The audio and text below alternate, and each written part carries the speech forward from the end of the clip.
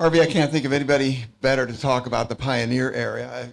After that introduction, everybody should be clearly understand how important it is and how perfect you are as the speaker, as someone to talk about the pioneer era. Excuse me.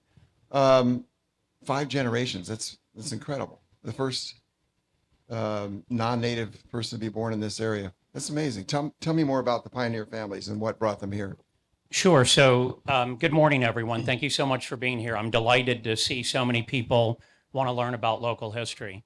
So the pioneers all came for different reasons. My family came because of tuberculosis had killed several family members, and for health reasons, they moved from Chicago right after the Great Fire in 1871. But more than anything, I think the early pioneer families, while they came from different areas for different reasons, it was during the period of Republican Reconstruction. If you remember that 10-year period after the American Civil War, when the despised carpetbaggers from the North, like my family, came and settled in the South. And Florida was the least populated state in the Union. We had no infrastructure here whatsoever. It was a wild, untamed jungle frontier inhabited really only by Seminole Indians. And so they all came for different reasons, probably running from something, not that far off from some of South Florida's population today. And but one unique characteristic that I've always found interesting is we had a fairly integrated society in our community from the beginning, which is extraordinary if you think about it. We were in the Deep South, former Confederate state, a decade after the American Civil War, and we started a relatively integrated community.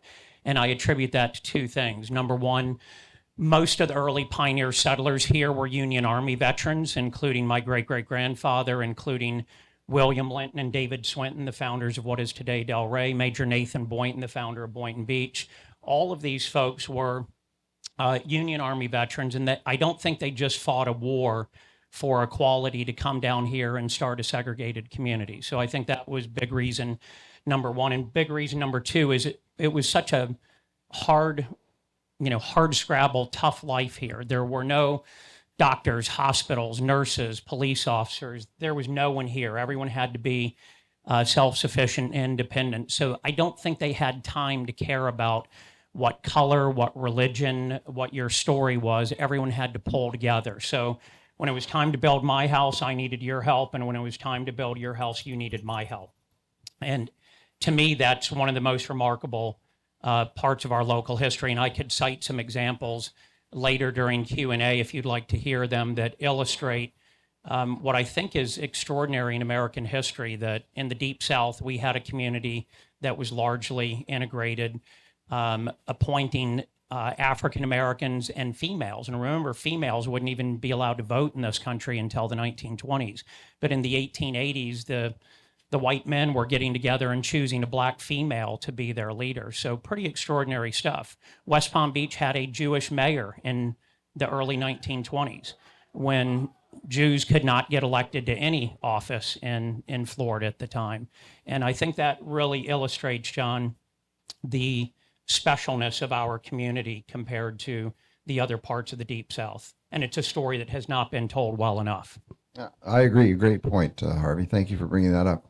What was life like around the lake for the pioneers?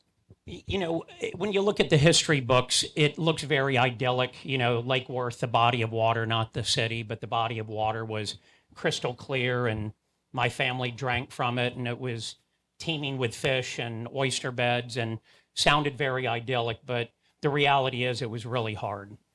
It was completely separated from civilization. The nearest civilization was Key West or Jacksonville, which was a week-long boat trip if you had a fair wind at your back. So it was hard, a lot of infant mortality. My great-great-grandparents had 6 children, only 2 of them lived to adulthood.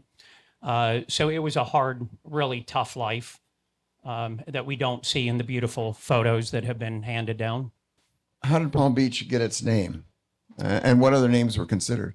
Yeah, so Gopal alluded to that in my bio. In January of 1878, so this time of the year in 1878, a Spanish ship called the Providencia ran aground about where Mar-a-Lago and the B&T are today.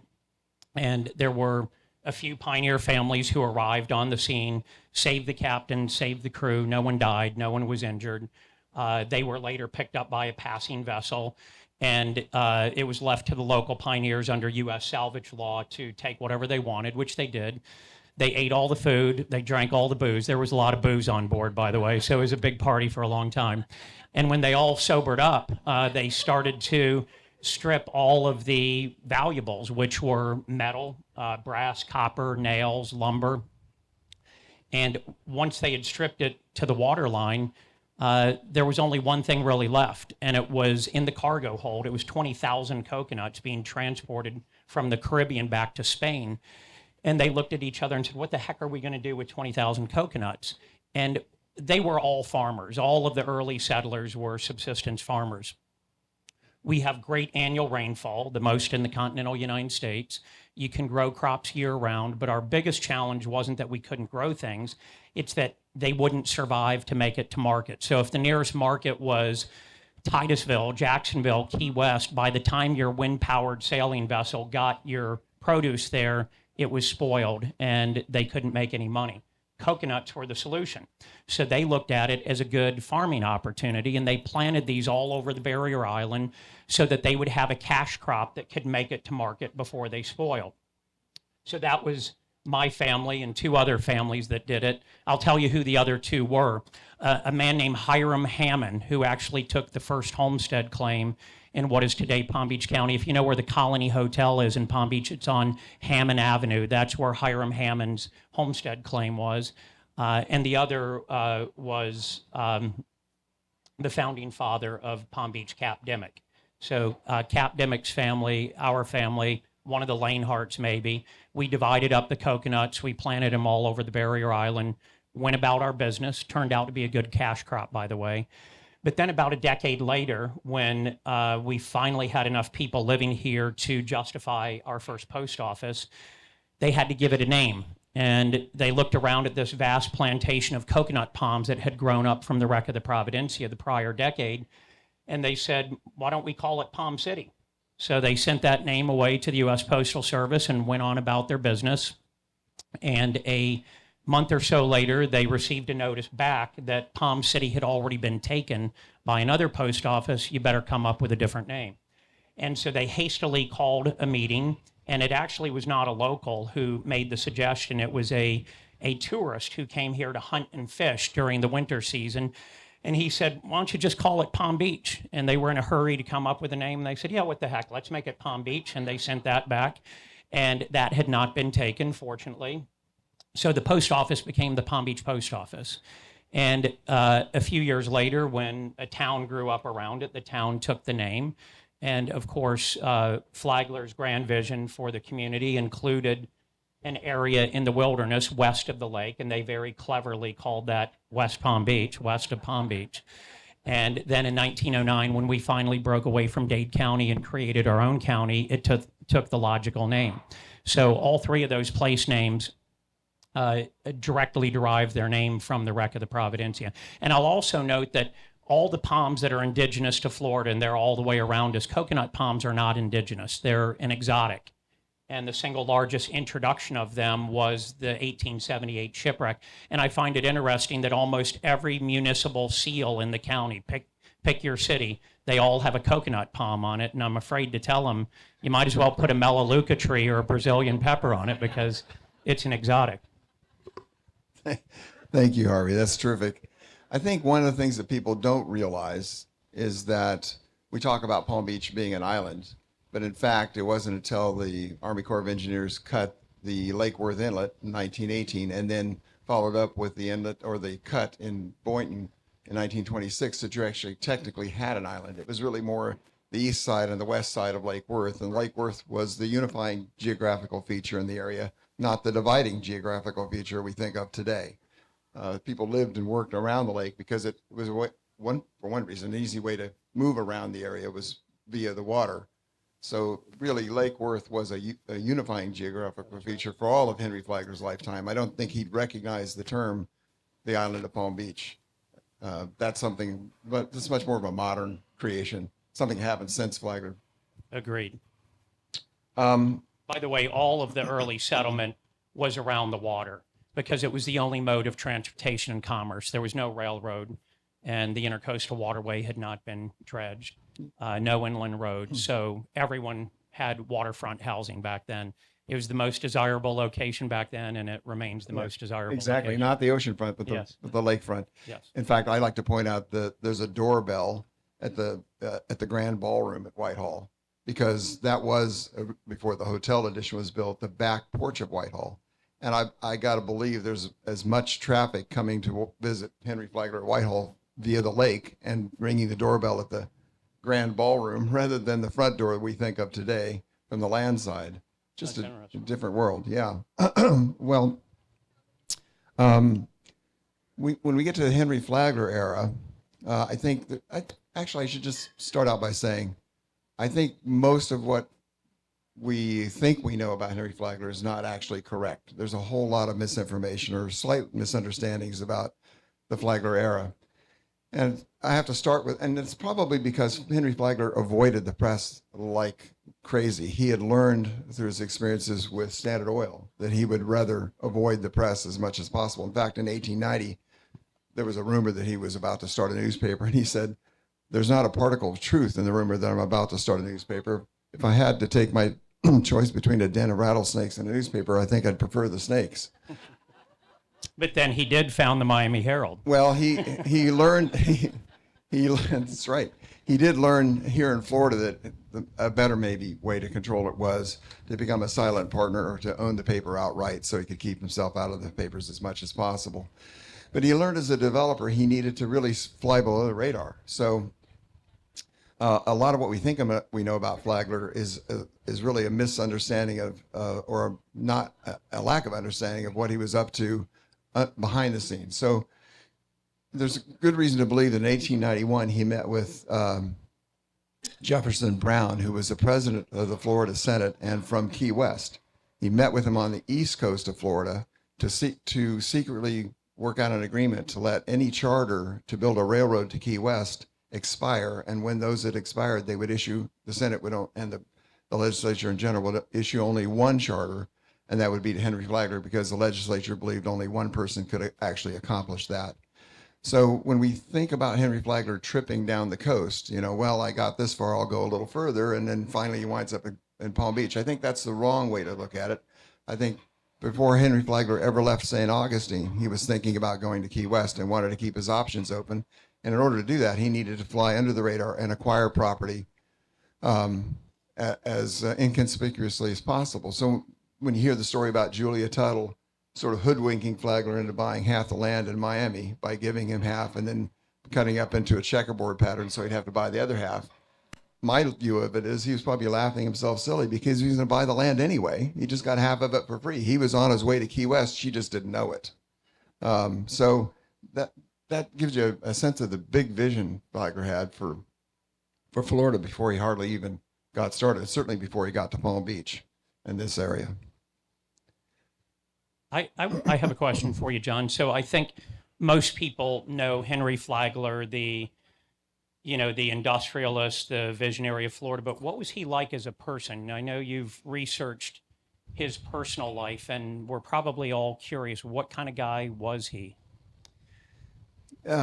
He wasn't the person we think of him. I mean, he was a hard-charging businessman. Businessmen of that period were very much of the mindset that the future belonged to the fittest. They really adopted or misadopted Darwin's ideas about things progressing towards some form, survival of the fittest and all that. And so in the early years of capitalism, that's how they looked at things. So keep in mind, there wasn't a handbook on how to do capitalism. We've been working that out now for 150 years. So they, being people of their time, just wrapped their brains around the idea of capitalism and used the ideas of Darwinism as they understood it and applied it to business. So he could be a hard-charging businessman. But even as a businessman with Standard Oil, when he was in charge of all the mergers and acquisitions, he would offer anybody who they wanted to acquire, any refinery they wanted to acquire, the option of taking stock or money. And he would always advise them to take at least half of it in stock. Those who did were very happy, by the way. Those who didn't weren't so happy. But he tried to be fair with people in his business dealings, but he wasn't a fool about it. He was hard charging, but he also tried to be fair. But I've also always been curious, and especially in light of what you said, that it might have always been part of his master plan to get to Key West. What attracted him to Palm Beach and West Palm Beach as opposed to anywhere else? His next hotel up the line, I believe, was Ormond Beach, right? So Right. There's a lot of geography between Ormond Beach and Key West. Why us? Why here? Well, it would be that along the way on a route to Key West, of course. But he could have picked any other spot. He could have. When he was introduced to the area in 1892, what he found was the east side of the lake was one gigantic coconut grove of thousands of acres. And to him, that looked like paradise. And you can tell from the plantings here in the square and the remaining coconut, the only coconut grove left in Palm Beach, by the way, is at the museum, on the south side of the museum. When you walk into a coconut grove, it has its own microclimate. There's always a little breeze. It's always much cooler. And so for him, it just looked like one giant area that looked like paradise for him. So he immediately decided that the east side of the lake was where he would want to build a hotel. He built the world's largest wooden structure and the largest hotel, the Hotel Royal Poinciana, on the east side of the lake in that coconut grove. And the west side of the lake, it looked to him like a blank slate, a perfect opportunity to create a city from the ground up, from the sand up. And he did. His view for the opportunity looked like to him an opportunity just to create something whole cloth. He wasn't coming into something that existed. He was coming into a situation that he could create from the ground up, and that was very appealing to him.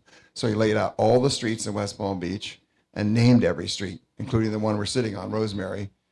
He named every single street, laid it out in a grid pattern, and built the city from the ground up, and invested more of himself in West Palm Beach than any other city he was involved with.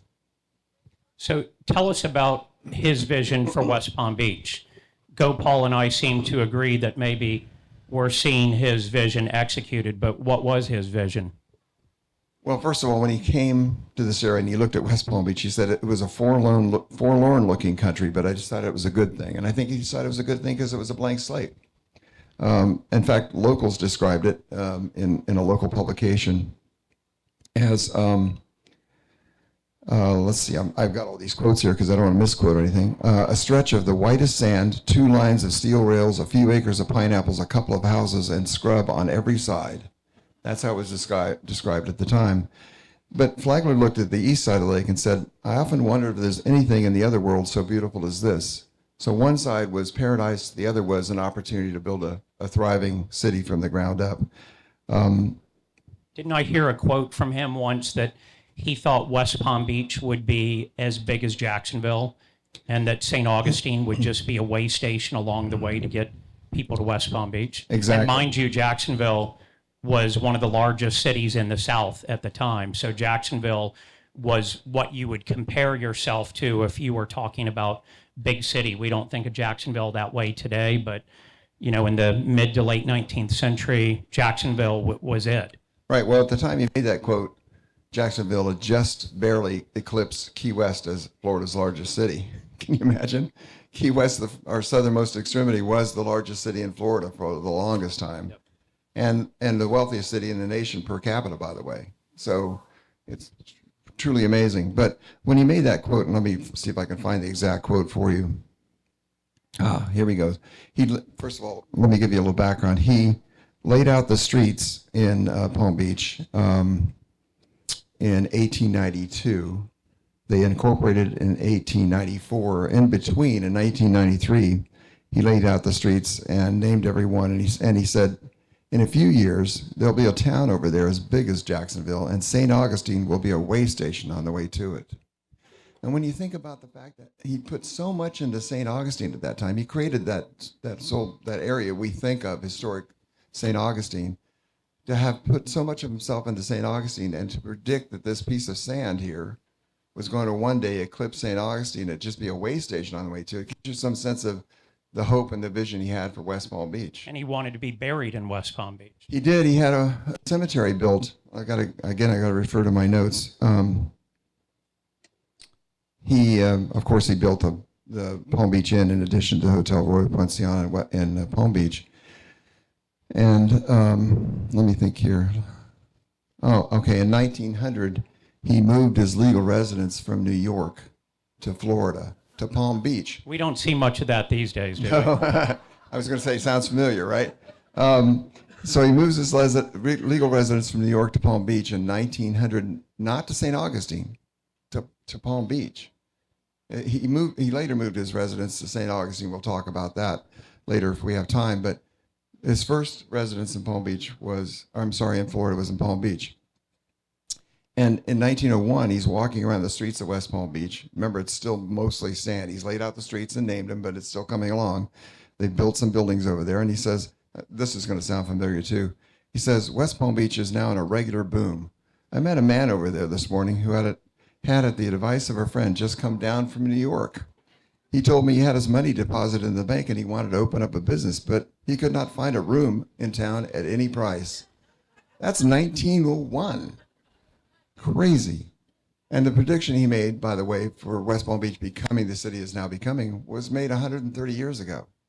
He really had a big vision for West Palm Beach and for the entire area. So what happened? Why was he not buried here? What's the real story? Let me go back. Yeah, I was going to find it. In 1904, he built Woodlawn Cemetery, and he named it Woodlawn, I'm sure, because That's the cemetery across from the Norton Museum of Art. right across from the Norton. He'd actually examined 3 potential sites to build a cemetery where he planned to be laid to rest for eternity. He named it Woodlawn, I'm sure, because Woodlawn was the name of the cemetery in New York where he laid to rest his first wife and his daughter. And I think he planned to reinter them here in West Palm Beach eventually. So why wasn't he? That's a great question. Something happened along the way. Flagler, for about 8 years, really enjoyed great success here, and everything seemed to be going super well. He built Whitehall. The Hotel Royal Poinciana was going gangbusters. West Palm Beach was growing. The people he'd attracted to do business had moved in, and they were doing well. The city was really, really growing.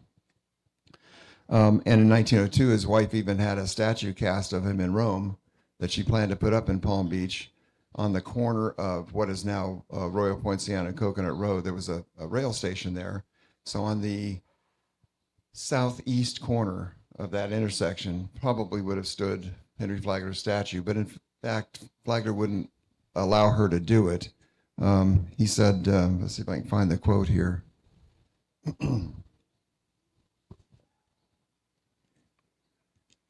He was a fairly modest man, by the way, about those kinds of things. I don't see the quote here. I must have left it out. Anyway, he built the Woodlawn Cemetery in what was a pinery or pineapple field at the time. But between 1904 and 1905, something happened. And it's my contention, I found a little bit of reference to it in the Tropical Sun, one of the newspapers here, reference to the Law and Order League. Most cities at this time in history had what was called a Law and Order League. It was a group of city fathers who thought they would help out the administration keep law and order in the town and make things right or keep things right. There was one formed in West Palm Beach, and they took a dislike to Henry Flagler. So in a very short time, as West Palm Beach is growing up into a city, the group of business people, I think, looked across the lake and started to see it as a dividing geographical feature and looked over at the largest hotel ever built, looked at Whitehall, started to become jealous, I think, of Henry Flagler and started to oppose everything he tried to do in Florida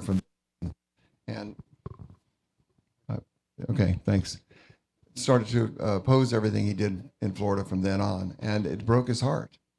He didn't understand it. And, if you work that hard to create something from the sand up and suddenly the city seems to turn against you, it just didn't make sense to him.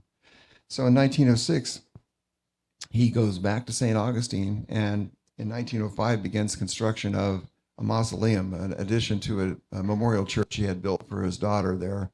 The Presbyterian Memorial Church in St. Augustine has a mausoleum built onto it, and quietly makes plans to reinter his wife and daughter there and be laid to rest there himself, and gives up his plans of being laid to rest here in Palm Beach. And that's exactly what happened. In fact, he announced his plans to move his legal residence back to St. Augustine for the first time in 1906, and eventually makes that legal in 1908. Well, the Law and Order League, that name implies that they're keeping law and order from otherwise unruly people, and Flagler was anything but unruly. He was a pretty conservative guy, wasn't he? He was always frustrated with E.R. Bradley having a gambling casino, drinking. He thought all of that to be inappropriate. So Yep. I kind of find it hard to believe that the Law and Order Society found him to be lawless, but I guess it was jealousy. I think it was jealousy, and we do have in our archives a letter from Flagler to Cap Demick saying, you need to shut down Bradley's casino. I refuse to provide the grist for Bradley's gambling mill. He lost that fight. It didn't work. Wasn't able to move Bradley out. Now Bradley was able to, he built a church and funded that and did a few other things in town that burnished his reputation. And by the way, that statue of Flagler sat in a warehouse in what is now Bradley Park in Palm Beach until Mary Lilly moved it up to St. Augustine in 1916 and dedicated it the rail depot there. And it was later moved to Flagler College, where it sits today. But we do have a statue of Flagler at that intersection today. Thanks to Rob Hankey, we have a statue there about where it would have been, close to where it would have been. Intended to go. And one in downtown Miami where he donated the land for the courthouse. And one in Key West. We've been busy planting them all over the place. And incidentally, speaking of his modesty, Miami, it was proposed to name that community Flagler, and he did not want it named after him, which is how it became Miami. No, he would no, and which was pronounced Miami. Miami. That's right. If you look at the old maps, it's Miami. You hear these old Floridians refer to it as Miami. They're not just being cute. That's actually one of the names that was in play for a long time. Let me tell you something about. Let me give you a quote about the statue because I think it's hilarious. By the way, his comment eventually became very philosophical about the whole thing, and when interviewed, he chalked it up to jealousy. Here's what he said: "I've studied the price men pay for success, the loss of health or of character or of reputation, and I find that all men who win success, no matter how they win it, are always met with envy." So I think he just chalked it up to envy ultimately. John, one of these quotes, which I think is very prophetic, is that he did not expect to reap any monetary benefit. And if you'd share that quote, he invested his fortune, which I imagine a lot of his peer group of Astors and Vanderbilts and Rockefellers thought he was crazy, building the largest hotel in the world in the middle of a jungle, for which there was not even a railroad to get people here when the hotel was finished. He was not trying to make more money, was he? He was trying to execute on a vision. I don't know if you. Yeah, he was. Quote. Well, he said if it wasn't for Florida, I've been quite a rich man today. Said that in 1910. And when he was asked to become an investor in one project or another, which he was asked all the time to do, on one occasion he said, "I've made a stupendous ass of myself by the expenditures of such a large amount of money in Florida. I find I have nothing left at present to invest." Wow.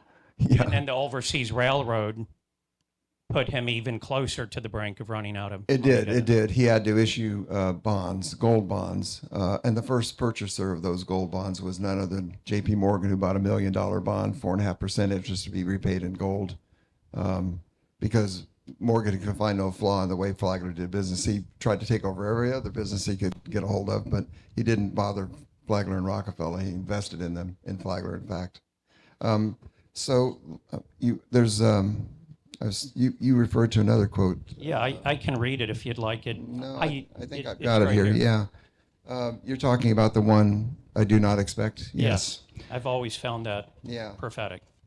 Flagler said, "I do not expect during my lifetime to get any monetary gain from the vast expenditure of time, money, and thought that I am making in Florida. If I'm spared long enough to carry out my plans, I shall be satisfied. I've been singularly blessed in my business career, and I feel that where a man has been blessed with more than usual success, he will be held responsible to his maker for the use of that money is put to.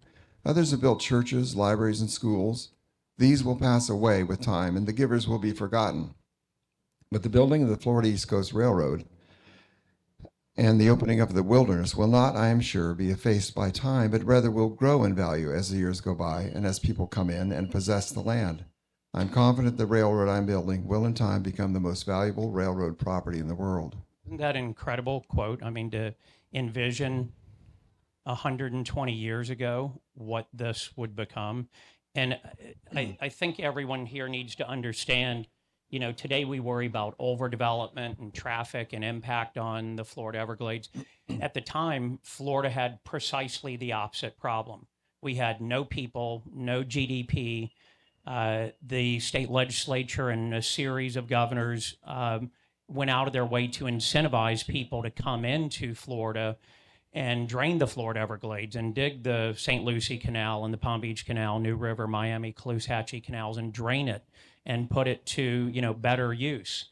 And in fact, they gave railroad builders free land if they would build a railroad. We had no transportation infrastructure whatsoever. Well, actually, free swamp in this case. Yeah, free swamp.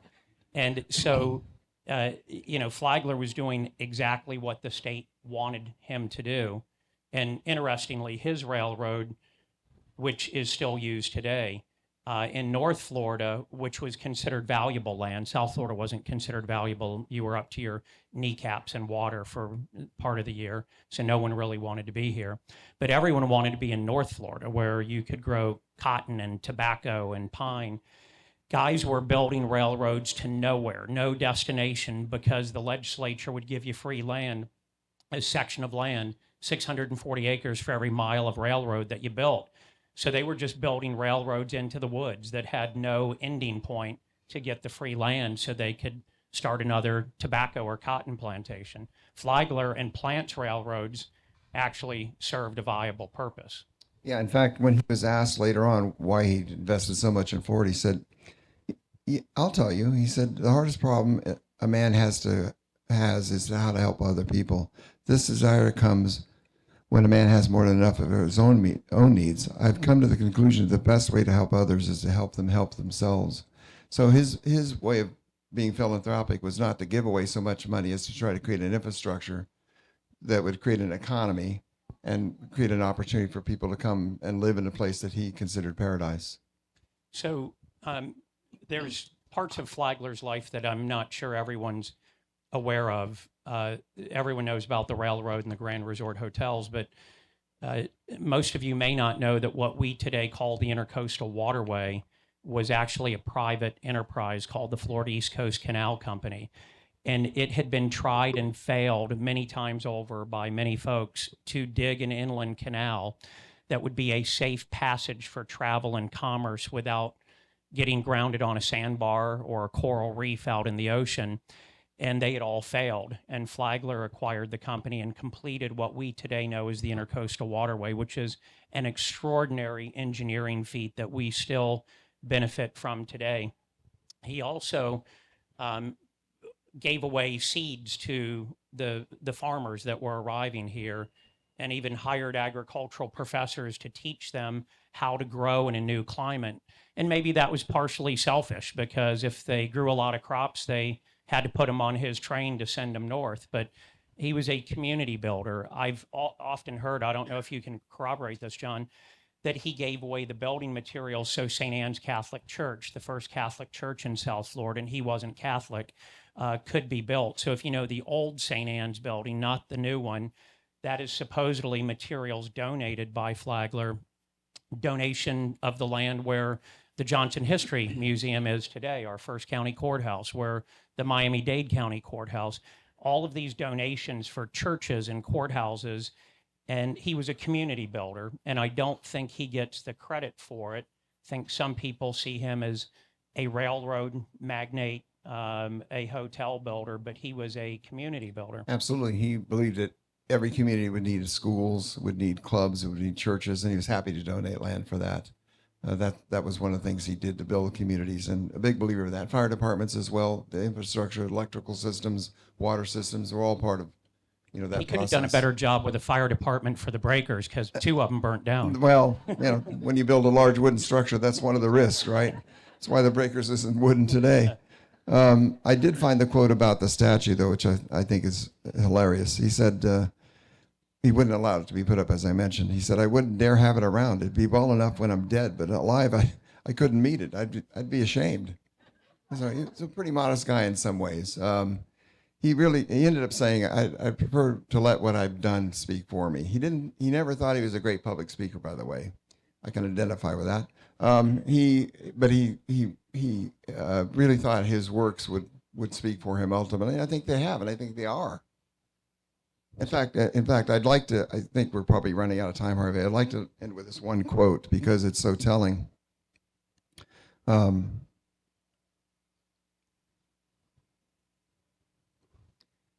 Flagler was asked about his incredible success, and he said, "No man can live unto himself. We're all dependent on one another. I'm glad to recognize my obligation to all of you for the help you've given me in the development of this portion of the state. Without you, I could have accomplished nothing." I wanted to throw in one other, I think, prophetic thing. When he put the railroad in, there were 2 rail lines, and it started with passenger service and then morphed into being more freight. And when we built I-95 and the Turnpike and the advent of the automobile after the Second World War, they thought passenger rail service on a train was obsolete and people wouldn't use it anymore. So they ripped up one of the 2 rails. And my father would always say, "Someday passenger rail service is going to come back." And I thought, "Dad, you're such an old fuddy-duddy. No one's ever going to get on a train again. You got to be kidding me. We have cars."